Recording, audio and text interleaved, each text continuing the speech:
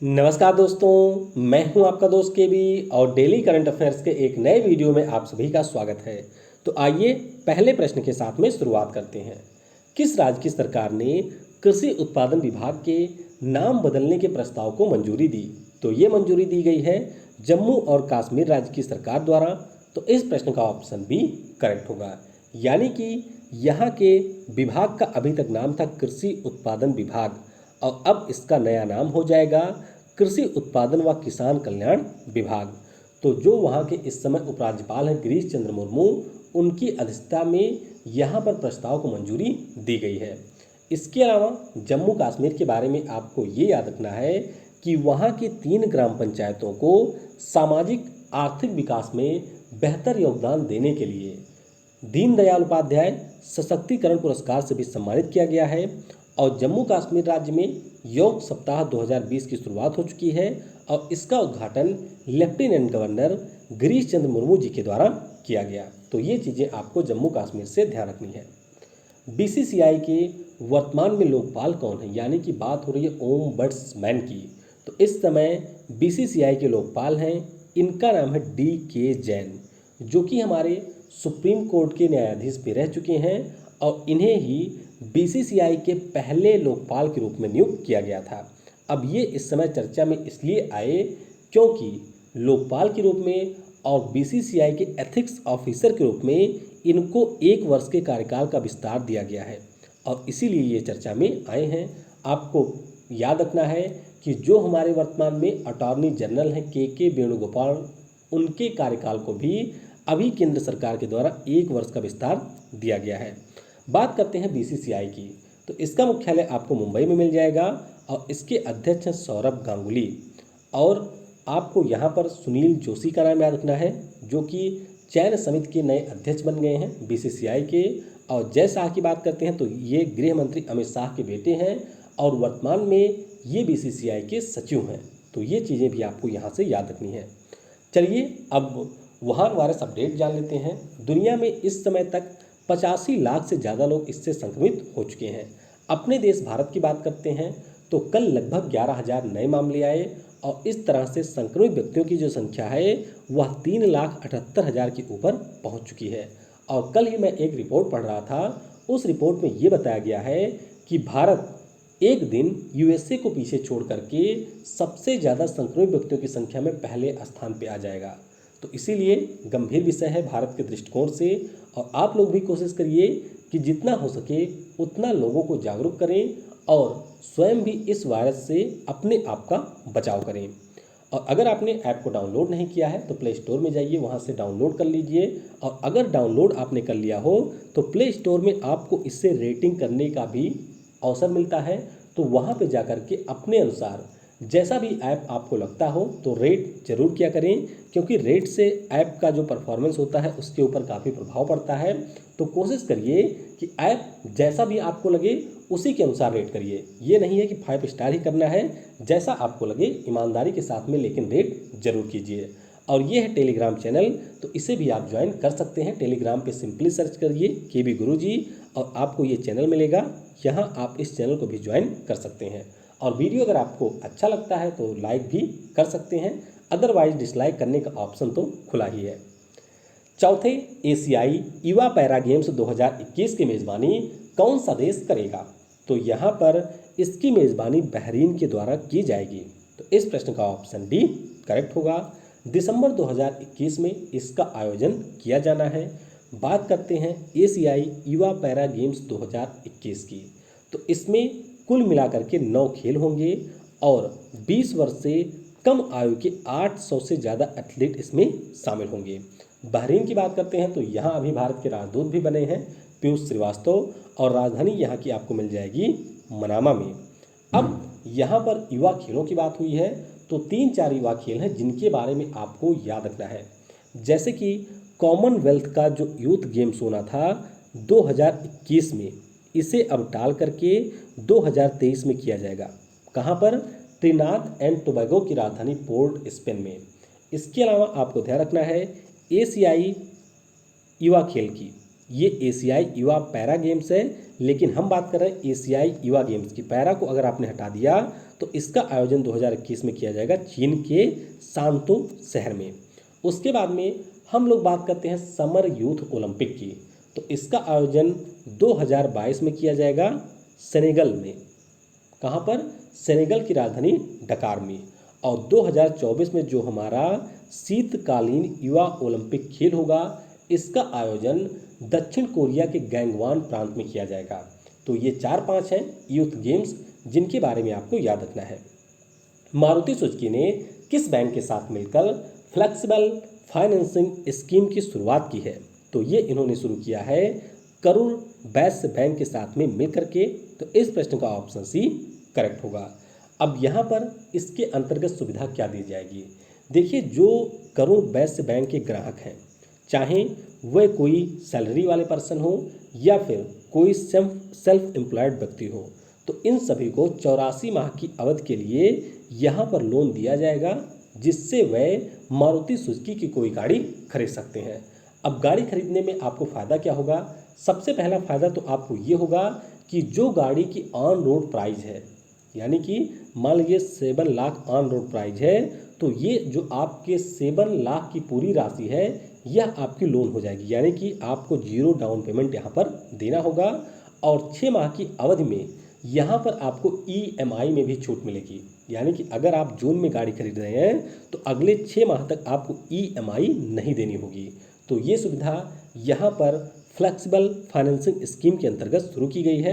Karur Vysya bank की बात करते हैं तो इसका मुख्यालय आपको करूर में मिल जाएगा और इसके CEO हैं PR शेषाद्री। और अभी हम लोगों ने कोटक महिंद्रा बैंक के बारे में भी डिस्कस किया था कि इसने वीडियो KYC सुविधा की शुरुआत की है और इस तरीके से यह पहला बैंक बना है। ICICI बैंक और HDFC बैंक अभी क्यों न्यूज़ में थे, ये आपको कमेंट में बताना है। किस बीमा कंपनी ने ट्रोपोगो के साथ भारत के पहले pay as you fly insurance launch करने की घोषणा की है? तो ये घोषणा यहाँ पर की है HDFC एर्गो जनरल इंश्योरेंस ने। तो इस प्रश्न का ऑप्शन डी करेक्ट होगा। तो यहाँ पर अगर आपके पास में ड्रोन है तो उस ड्रोन के लिए इंश्योरेंस की सुविधा शुरू की जाएगी। अब ड्रोन की बात करते हैं तो इनका उपयोग सर्वेक्षण में किया जाता है, मैपिंग में, निगरानी में या किसी फंक्शन में भी इनका यूज़ किया जाता है। तो कई बार ड्रोन के माध्यम से दुर्घटनाएं भी हो जाती हैं, तो इसीलिए ट्रोपो मोबाइल ऐप के ऊपर 10 लाख तक के बीमा कवर की सुविधा यहाँ पर शुरू की गई है HDFC एर्गो जनरल इंश्योरेंस के द्वारा। ट्रोपोगो के बारे में ध्यान रखना है कि यह UK की एक कंपनी है और HDFC एर्गो की बात करते हैं तो इसका मुख्यालय मुंबई में है। MD और CEO है रितेश कुमार। और मध्य प्रदेश की सरकार ने ये घोषणा की है कि वो अपने गांव की मैपिंग ड्रोन के माध्यम से करेंगे। किस राज्य में दिव्यांगजनों के कौशल विकास, पुनर्वास व रोजगार के लिए समग्र क्षेत्रीय केंद्र का उद्घाटन किया गया? तो ये उद्घाटन किया गया है झारखंड में। तो इस प्रश्न का ऑप्शन ए करेक्ट होगा।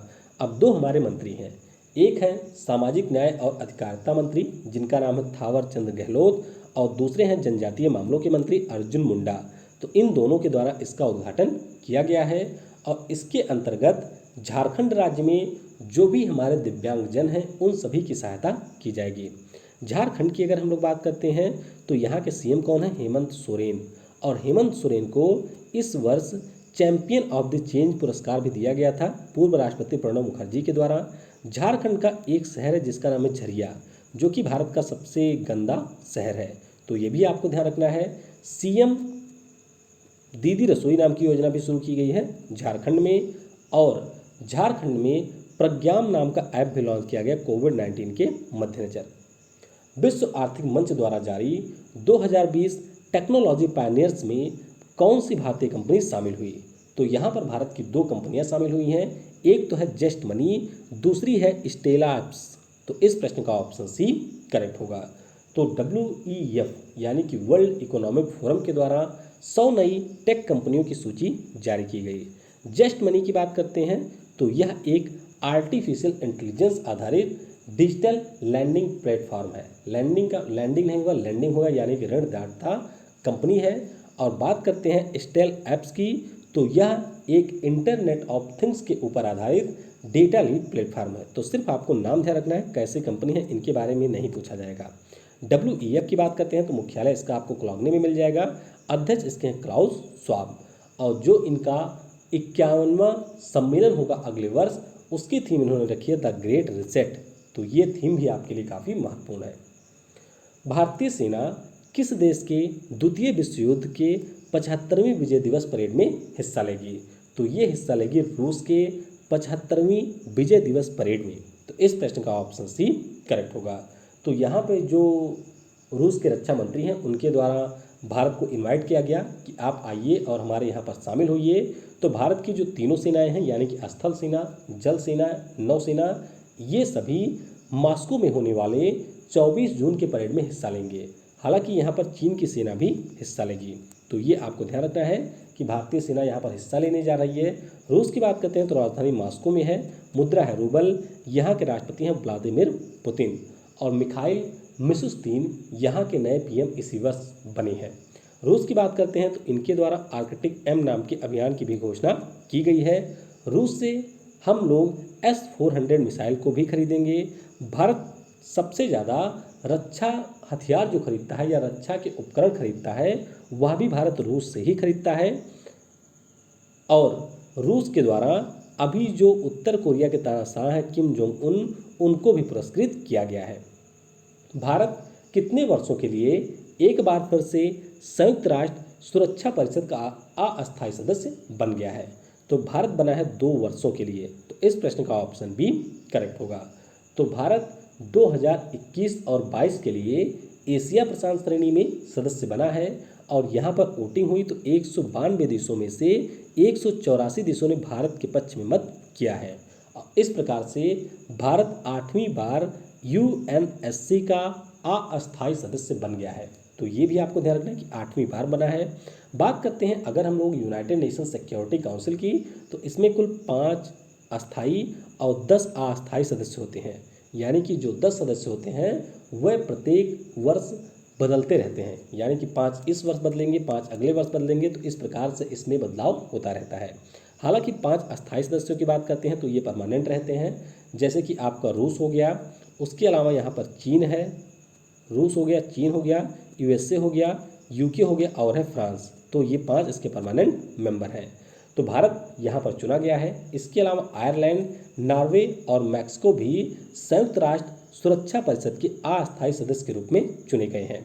एक चीज़ आपको ध्यान रखनी है कि जो अस्थायी सदस्य होते हैं उन सभी का कार्यकाल 2 वर्षों का होता है। भारत सरकार द्वारा किस राज्य से गरीब कल्याण रोजगार अभियान की शुरुआत की जाएगी? तो ये जो अभियान है इसकी शुरुआत की जाएगी कहाँ से? बिहार राज्य से। तो इस प्रश्न का ऑप्शन सी करेक्ट होगा। अब बात करते हैं ये योजना है क्या। तो जैसा कि आप सभी लोगों को पता होगा कि पूरे देश में जब लॉकडाउन लगाया गया तो उसके बाद में जो भी हमारे अन्य राज्यों में रहने वाले मजदूर थे वे अपने राज्यों को लौटने लगे। तो प्रवासी मजदूरों की समस्या इस समय सभी राज्यों में है। तो इसीलिए केंद्र सरकार के द्वारा 50,000 करोड़ रुपए की योजना शुरू की जाएगी और इसके अंतर्गत 6 राज्यों के 116 जिलों के जो गांव हैं वहां पर प्रवासी मजदूरों का डेटा जो हमारे कॉमन सर्विस सेंटर होते हैं, इसके अलावा कृषि विज्ञान केंद्र होते हैं, उनसे जोड़ा जाएगा और इन डेटा के आधार पर उन सभी लोगों को रोजगार दिया जाएगा जिससे वह अपनी आजीविका को चला सकें। तो बिहार का एक जिला है जिसका नाम है खगड़िया। तो इसके तेलिहार ग्राम से शुरुआत इसकी की जाएगी। और बात करते हैं उन 6 राज्यों की, तो इसमें आपका बिहार है, यूपी है, झारखंड है, उड़ीसा है, MP है और है हमारा राजस्थान। जून 2020 में भारत इनमें से किस समूह का संस्थापक सदस्य बन गया है? तो भारत यहाँ पर संस्थापक सदस्य बना है global partnership on artificial intelligence. तो इस प्रश्न का ऑप्शन डी करेक्ट होगा। अब बात करते हैं इस समूह की, तो इसमें कई सारे देश शामिल हुए। सबसे पहले तो आपके G7 के जो भी सदस्य देश हैं वह इसमें शामिल हुए हैं। उसके अलावा यूरोपीय यूनियन पूरा शामिल हुआ है, ऑस्ट्रेलिया है, स्लोवेनिया है, सिंगापुर है और दक्षिण कोरिया भी इसमें शामिल हुआ है। अब ये जो समूह बना है इसका काम क्या होगा? तो इनके द्वारा जो भी आर्टिफिशियल इंटेलिजेंस के प्रिंसिपल हैं यानी कि जो उनके सिद्धांत हैं उनका अब प्रयोग किया जाएगा, यानी कि उनके ऊपर प्रयोग किया जाएगा। जाहिर सी बात है कि दुनिया के बहुत सारे ऐसे देश हैं जिनके द्वारा आर्टिफिशियल इंटेलिजेंस की दिशा में कार्य किया जा रहा है। तो इस संगठन का काम ये होगा कि जो भी हमारे द्वारा शोध किए गए हैं आर्टिफिशियल इंटेलिजेंस के क्षेत्र में, उन सभी के बेस्ट प्रैक्टिसेस को आपस में शेयर किया जाए, जिससे हम लोग आर्टिफिशियल इंटेलिजेंस का जो फील्ड है उसको और बेहतर बना सके। इसके अलावा आपको ध्यान रखना है D10 के बारे में, यानी कि डेमोक्रेसी 10 के बारे में, और इसके गठन की मांग की गई है यूके के द्वारा USA से कि इस संगठन का निर्माण किया जाए। G7 आपको पता ही होगा, लेकिन G7 के विस्तार की भी योजना है और इसमें 4 देशों को शामिल किए जाने की योजना है। तो वह 4 देश भी आपको याद रखने हैं। एक तो हो गया रूस, जो कि पहले इसका सदस्य रह चुका है। उसके अलावा है दक्षिण कोरिया, और है ऑस्ट्रेलिया, और एक है हमारा देश भारत। किस बैंक ने कोविड-19 प्रतिक्रिया के लिए भारत को 750 मिलियन के ऋण को मंजूरी दी है? तो ये मंजूरी यहाँ पर दी गई है AIIB यानी कि एशियन इंफ्रास्ट्रक्चर इन्वेस्टमेंट बैंक के द्वारा। तो इस प्रश्न का ऑप्शन ही करेक्ट होगा। इससे पहले आपको याद होगा कि हम लोगों ने डिस्कस किया था कि AIIB के द्वारा 500 मिलियन का कोविड-19 क्राइसिस रिकवरी फंड भी भारत को दिया गया था। तो अब एक बार फिर से हमारे देश के जो गरीब और कमज़ोर वर्ग के लोग प्रभावित हुए हैं कोविड-19 से, उन सभी के कल्याण के लिए ये धन दिया गया है। बात करते हैं AIIB की, तो इसका मुख्यालय आपको बीजिंग में मिल जाएगा। अध्यक्ष इसके हैं जिन लिक्विन। एशियाई विकास बैंक के द्वारा कितना दिया गया? तो इन्होंने $2.2 बिलियन दिया था पहले, बाद में शायद $1.5 बिलियन भी दिया था। विश्व बैंक के द्वारा 2 बार भारत को $1 बिलियन का ऋण दिया गया है। और NDB के बारे में आपको ये ध्यान रखना है कि अभी तक KB कामत इसके अध्यक्ष थे, लेकिन अब मार्कस ट्राइजो इसके नए अध्यक्ष बन गए हैं, और ये हैं ब्राज़ील के। अमेजन कंपनी के साथ द क्लाइमेट प्लेज व नेट जीरो कार्बन के लिए समझौता करने वाली पहली भारतीय कंपनी कौन बनी? तो यहाँ पर पहली भारतीय कंपनी बन गई है इन्फोसिस। तो इस प्रश्न का ऑप्शन सी करेक्ट होगा। तो ये जो द क्लाइमेट प्लेज है, इसकी शुरुआत की गई थी अमेजन कंपनी के संस्थापक जेफ बेजोस के द्वारा, और अमेजन कंपनी ने उसी के दौरान ये घोषणा की थी कि हम 2040 तक कार्बन न्यूट्रल हो जाएंगे।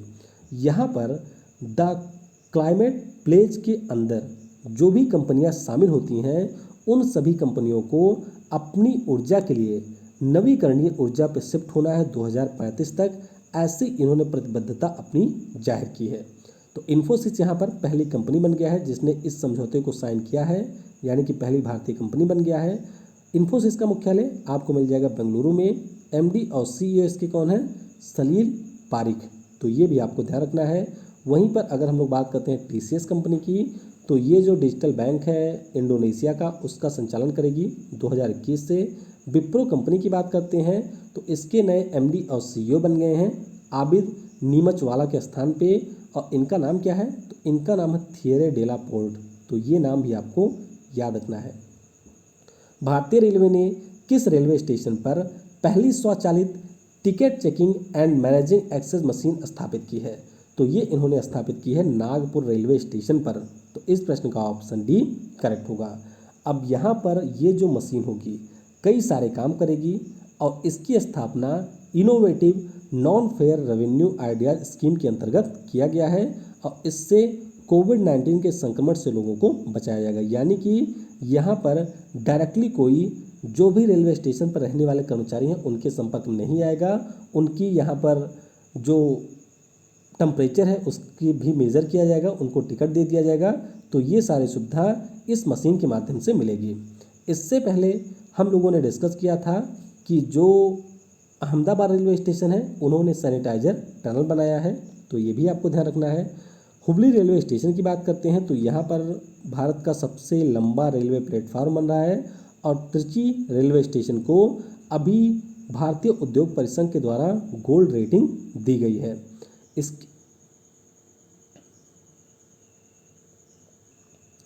इसके अलावा भारतीय रेलवे के बारे में आपको ये याद रखना है कि इन्होंने अभी बिहार के पटना जंक्शन के ऊपर स्वचालित हैंड सैनिटाइजर डिस्पेंसर और फेस मास्क मशीन की भी स्थापना की है।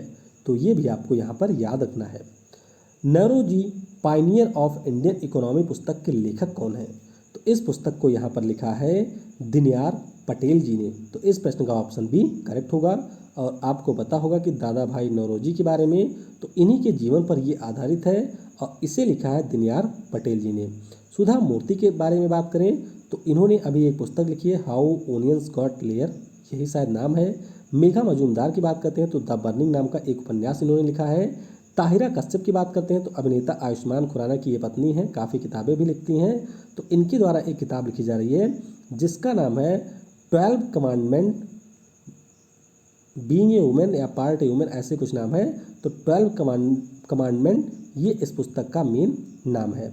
तो ये रहा आज का करंट अफेयर। चलिए, कल मैंने आपसे प्रश्न पूछा था कि उड़ीसा से जुड़े हुए करंट अफेयर लिखिए, तो काफ़ी सारे लोगों ने इसका बहुत ही विस्तार में उत्तर दिया। हालांकि नाम मैं सभी का इस समय भूल रहा हूँ, कुछ ही लोगों के याद हैं, तो मैं किसी का नाम नहीं लूँगा। और आइए प्रश्नों के उत्तर अब जान लेते हैं कि उड़ीसा से जुड़े हुए करंट अफेयर कौन कौन से इस वर्ष रहे हैं। तो सबसे पहले कोविड-19 के मद्देनज़र मो जीवन पहल की शुरुआत की गई है। यूनिसेफ के साथ में मिलकर के मो प्रतिभा पहल की भी शुरुआत की गई। आर्सेलर मित्तल समूह, जो कि दुनिया की सबसे बड़ी स्टील की कंपनी है, इसके द्वारा 2000 करोड़ रुपए का निवेश किया जाएगा उड़ीसा में। भारत सरकार के द्वारा जापान देश के साथ में मिलकर के उड़ीसा को एक स्टील हब के रूप में डेवलप किया जाएगा। इस वर्ष जो पहला खेलो इंडिया यूनिवर्सिटी गेम्स हुआ, इसका आयोजन किया गया है भुवनेश्वर में। और एक ज़रूरी चीज़ मैं आपको बता दूं कि कल से जो वीडियो होगी उसकी लेंथ मैक्सिमम 15 मिनट से ज़्यादा नहीं होगी, क्योंकि अब मैं कोशिश करूंगा कि डेली करंट अफेयर में ज़्यादा से ज़्यादा टाइम ना दिया जाए, क्योंकि इससे मेरा काफ़ी ज़्यादा नुकसान हो रहा है इस समय। तो फिलहाल मैं कोशिश करूंगा कि करंट अफेयर की वीडियो बंद ना हो, लेकिन मैं अब करंट अफेयर में ज़्यादा टाइम आपको नहीं दे पाऊंगा, तो इसके लिए मैं पहले से ही आपको सॉरी बोल देता हूं। कोशिश मेरी रहेगी कि 12 से 15 मिनट का ही वीडियो हो और इसमें जितने क्वेश्चन हो पाएंगे उतने ही हम लोग करेंगे। हाँ, तो उड़ीसा की बात कर रहे थे, तो कोणार्क सिटी और जो हमारा सूर्य मंदिर है इसका पूरी तरीके से सोलरिफिकेशन किया जाएगा, ये भी आपको याद रखना है। विशेष आजीविका हस्तक्षेप पहल की भी शुरुआत अभी इसी माह उड़ीसा राज्य में की गई है। अम्फान नाम का चक्रवात आया था हमारे बंगाल की खाड़ी में, थाईलैंड के द्वारा इसका नाम दिया गया था और इससे उड़ीसा और पश्चिम बंगाल प्रभावित हुए थे। तो भारत सरकार के द्वारा 1000 करोड़ दिया गया पश्चिम बंगाल को और 500 करोड़ दिया गया था उड़ीसा को। मुख्य न्यायाधीश अभी बने हैं यहाँ के, जिनका नाम है मोहम्मद रफ़ीक, जो कि पहले मेघालय के थे और अब मेघालय के कौन बन गए हैं, तो उनका नाम है विश्वनाथ सोमादर। 1 अप्रैल को उत्कल दिवस होता है, जिसे हम लोग उड़ीसा दिवस के नाम से भी जानते हैं। आगे अगर हम लोग बात करते हैं तो जो हमारे सीएम हैं नवीन पटनायक जी उड़ीसा राज्य के, इनको पेटा के द्वारा हीरो टू एनिमल्स अवार्ड दिया गया। भारत का जो सबसे बड़ा कोविड-19 के लिए अस्पताल बन रहा है, ये भी उड़ीसा में बनाया जा रहा है। 1000 बेड के 2 अस्पताल हैं, यानी कि 500 बेड के। जो हमारे वर्तमान में सीएम हो उड़ीसा के नवीन पटनायक जी, इनके द्वारा अपने पिता के जीवन पर एक कॉमिक बुक लॉन्च की गई जिसका नाम है the adventure of dare devil democrat. जनजातीय हॉस्टल्स के लिए ISO सर्टिफिकेशन की भी शुरुआत की गई है। सर्टिफिकेशन प्राप्त हुआ है अभी उड़ीसा राज्य को जनजातीय हॉस्टल के लिए, ये भी इसी माह प्राप्त हुआ है। SCG यानी कि सेल्फ हेल्प ग्रुप के लिए मिशन शक्ति विभाग बनाने वाला पहला राज्य बन गया है उड़ीसा। मधु नाम का ऐप भी यहाँ पर लॉन्च किया गया उड़ीसा में ही। बंदे उत्कल जननी, ये यहाँ का नया राजकीय गीत बन गया है, ये भी आपको याद रखना है। राज पर्व, धानु यात्रा, पाली यात्रा, नुआखाई फेस्टिवल, कोणार्क फेस्टिवल, ये सारे प्रमुख त्यौहार होते हैं जो कि उड़ीसा में मनाए जाते हैं। भारतीय रेलवे के द्वारा जो वेस्ट टू एनर्जी प्लांट है, ये स्थापित किया गया राजधानी भुवनेश्वर में। और भारत का जो पहला ई-गजट पोर्टल लॉन्च किया गया है, वह भी उड़ीसा राज्य के द्वारा ही लॉन्च किया गया है। आगे बात करें तो यहाँ पर जो ट्रांसपेरेंसी इंटरनेशनल इंडिया के द्वारा बजट निर्माण प्रक्रिया के ऊपर रिपोर्ट जारी की गई थी, उसमें पहले स्थान पे तो था असम और दूसरे स्थान पे रहा है उड़ीसा। उड़ीसा का जो MSME विभाग है, यानी कि micro small medium enterprises department है, इसके द्वारा स्टार्टअप को बढ़ावा देने के लिए HDFC बैंक से समझौता इसी वर्ष किया गया है। दूसरा, बिम्स्टेक देशों का जो आपदा प्रबंधन अभ्यास हुआ, वह भी भुवनेश्वर में ही आयोजित किया गया। और ध्यान रखिएगा कि जो हमारे प्रहलाद सिंह पटेल पर्यटन मंत्री हैं, इनके द्वारा कोणार्क सन मंदिर और इसके अलावा स्टैचू ऑफ यूनिटी को आइकॉनिक साइट्स की श्रेणी में शामिल किया गया। तो ये रहा आपका उड़ीसा से जुड़ा हुआ करंट अफेयर, जो कि सभी प्रकार की परीक्षाओं के लिए महत्वपूर्ण है। अब आज की वीडियो से आपके लिए प्रश्न है, हालांकि इस प्रश्न का उत्तर आप लिख सकते हैं, लेकिन इसका उत्तर मैं कल के वीडियो में डिस्कस नहीं करूंगा, क्योंकि वीडियो की लेंथ काफ़ी ज़्यादा हो जाती है और काफ़ी ज़्यादा मुझे टाइम भी देना पड़ रहा है इस समय। तो मैं कोशिश करूंगा कि अब आपको मैक्सिमम 12 से 15 मिनट के वीडियो में ही सारी चीज़ें मैं बता सकूँ। Thanks for watching. जय हिंद, जय भारत, और सबसे ज़रूरी, पढ़ेगा भारत तो बढ़ेगा भारत।